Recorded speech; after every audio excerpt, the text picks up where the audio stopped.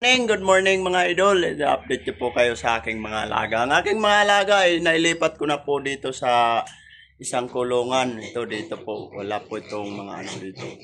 Yan. Ito yung kulungan dito na linalagyan ko ng patining kapag nagpapatining ako mga idol.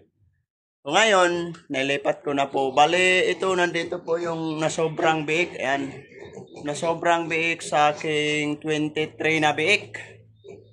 Nasobra po sa mga bumili kasi yung mga namimili pupumilit kasi wala kulang ngayon ng biik kaya naibenta ko po yung iba kasi pumilit na bumili. So ito yung sobra po ito. Bale 13 po na yung nandito. So, teka lang, harap ko yung camera para makita.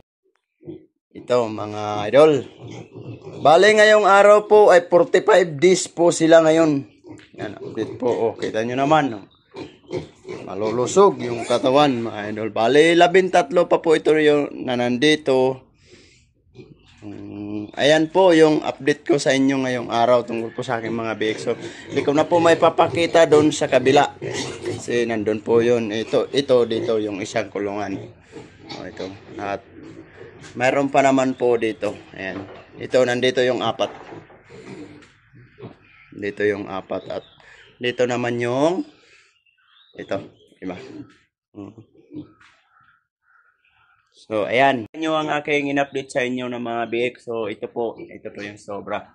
Ngayong araw po, 45 days po sila. So, kahapon, nanguha na yung mga bumili kasi ngayon, alam nyo naman, Semana Santa. So, kaya hindi na ako nagpakuha ngayon.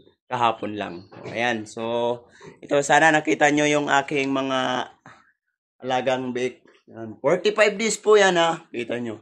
Oh. So, maraming salamat mga idol. Dito na lang po tayo. So, pasalamat po ako sa mga sumusuporta sa aking pag-vlog or hindi pa man ako kumikita mga idol pero napapasalamat na po ako sa inyo sa pagsusuporta sa aking mga ginagawa. Maraming salamat mga idol. Hanggang sa susunod natin pagkikita.